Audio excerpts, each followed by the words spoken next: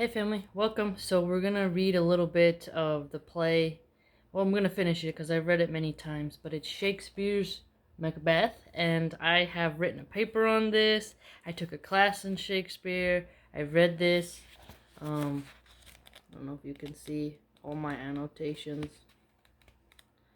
but yeah, I love it, and all this talk of I don't know, of the value of theater and language, and I don't know, the mood right now is very Macbethian in a way. Um, but it's a classic, and we're going to read it, and it'll be good for me to practice my old English again.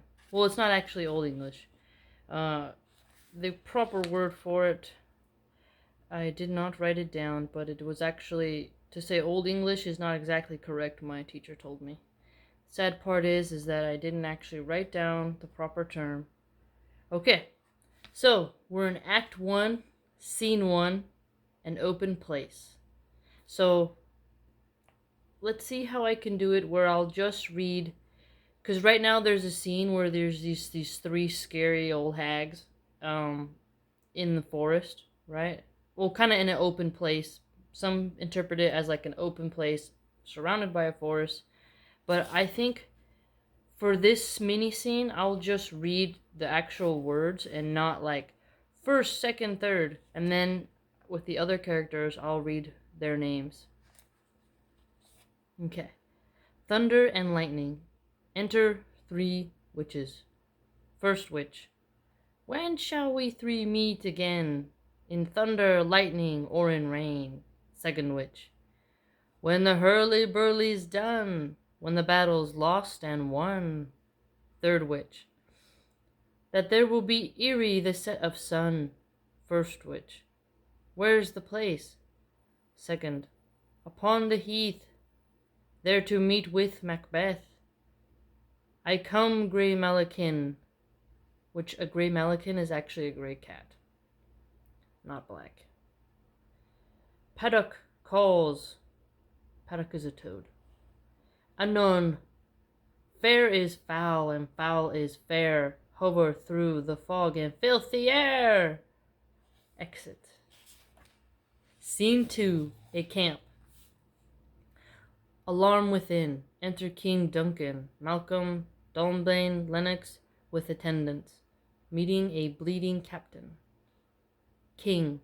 What bloody man is that? He can report, as seemeth by his plight, of the revolt the newest state. The newest state. Malcolm. This is the sergeant, who like a good and hardly soldier fought, gains my captivity. Hail, brave friend! Say to the king the knowledge of the broil, as thou didst leave. Captain. Doubtful is stood, as two spent swimmers that do cling together and choke their art, the merciless MacDonald, worthy to be a rebel, for to that the multiplying villainies of nature do swarm upon him. From the western isles of kern and gallow glasses is supplied, and fortune in his damned quarrel smiling showed like a rebel's whore, but all's too weak for brave Macbeth. Well, he deserves that name, disdaining fortune with his brandished steel, which smoked with bloody execution. He smoked with bloody execution! Like valor's minion carved out of his passage, till he faced the slave, which never shook hands, nor bade farewell to him, till he unseamed him from the nave to the chops, and fixed his head upon our battlements. King. O valiant cousin, worthy gentleman. Captain. And whence the sun gins his reflection, shipwrecking storms and direful thunders break, so from that spring whence comfort seemed to come, discomfort swells. Mark, King of Scotland, mark. No sooner justice had, with valor aimed, compelled these skipping kerns to trust their heels, but the Norwegian lord, surveying vantage, with furbished arms and new supplies of men, began a fresh assault. King. Dismayed not this our captains, Macbeth and Banquo? Captain. Yes, as sparrows, eagles, or the hare the lion. If I say sooth, I must report they were as cannons overcharged with double cracks. So they doubly redoubled strokes upon the foe, except they meant to bathe in reeking wounds, or memorize another Golfka. I cannot tell, but I am faint. My gashes cry for help. King, so well thy lords. No, sorry. King, so well thy words become thee as thy wounds. They smack of honor both. Go get him surgeons. Exit captain and attend. Enter Ross and Angus. Who comes here? Malcolm. The worthy Thane of Ross. Lennox. What a haste through his eyes, so should he look, that seems to speak things strange. Ross. God save the king. King. Whence canst thou, worthy Thane? Ross. From fifth, great king, where the Norwegian banners flout the sky and fan our people cold. Nowhere himself, with terrible numbers, assisted by that most disloyal traitor, the Thane of Cawdor, began a dismissal, conflict till that Bellona bridegroom lapped in proof, confronted him with self-comparisons, point against point, rebellious arm against arm, curving his lavish spirit, and to conclude, the victory fell on us. King. Great happiness! Ross. That now Sweno, the Norway's king, craves composition, nor would we design him burial of his men till he'd dispersed. As St. Colm's inch, $10,000 to our general use. King. No more than that Thane of Cawdor shall deceive our bosom's interest. Go pronounce his present death, and with his formal title greet Macbeth. Ross. I'll see it done. King. What hath he lost, noble Beth? Hath won. Exit. Scene 3. A heath. Thunder. Enter 3 witches. Where hast thou been, sister? Killing swine. Sister, where thou? A sailor's wife had chestnuts in her lap, and munched and munched and munched.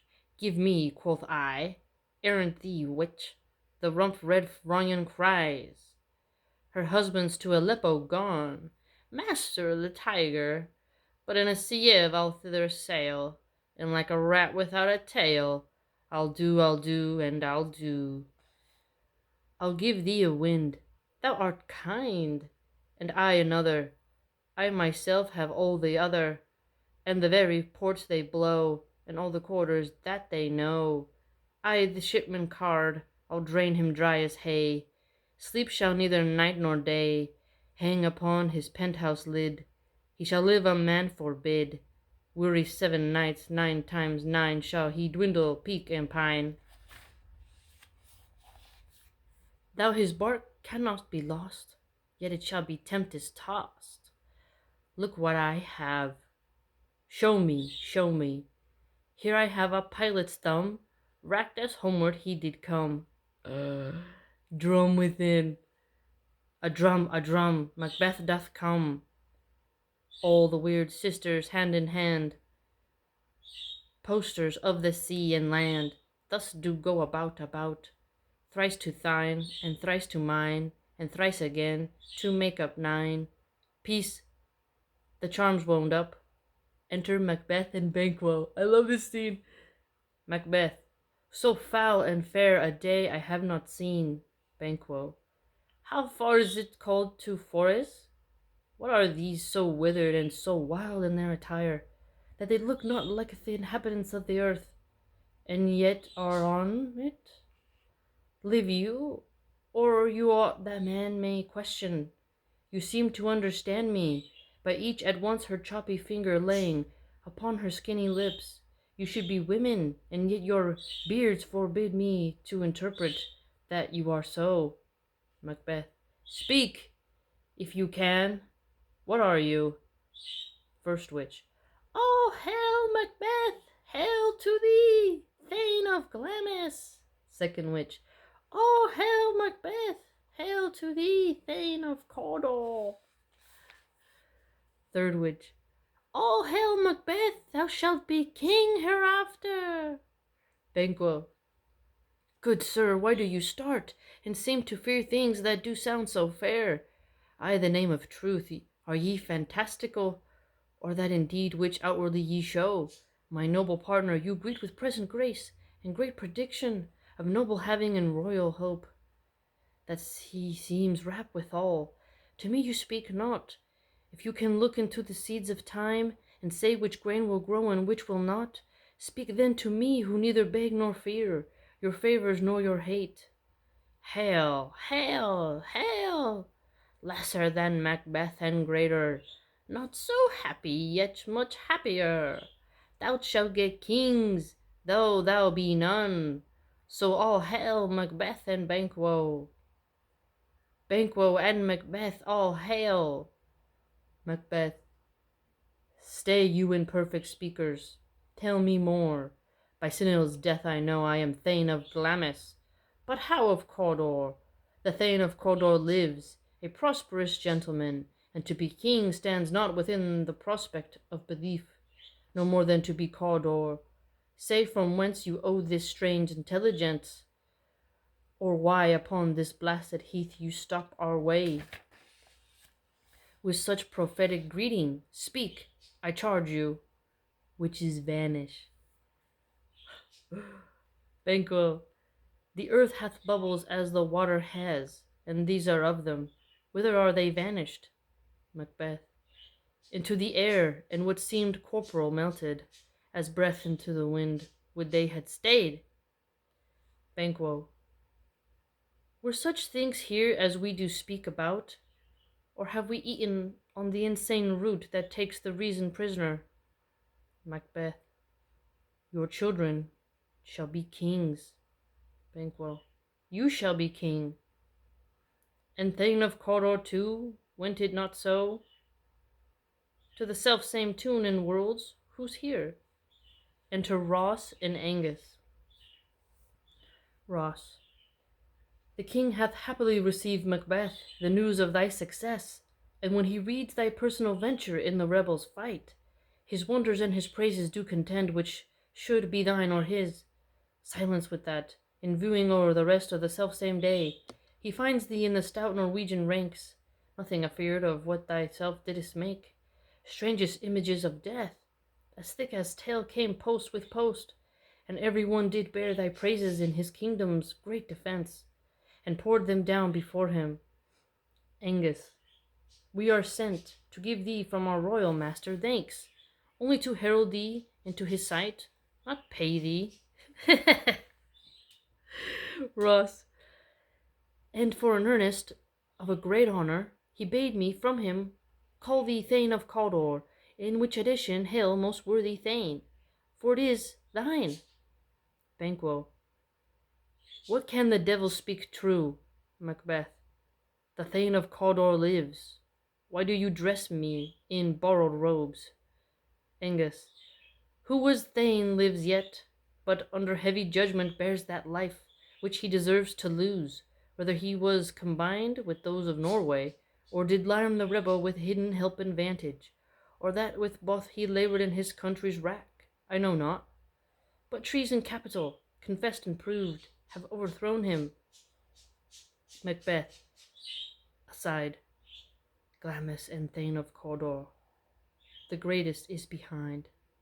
To Ross and Angus. Thanks for your pains. Aside to Banquo.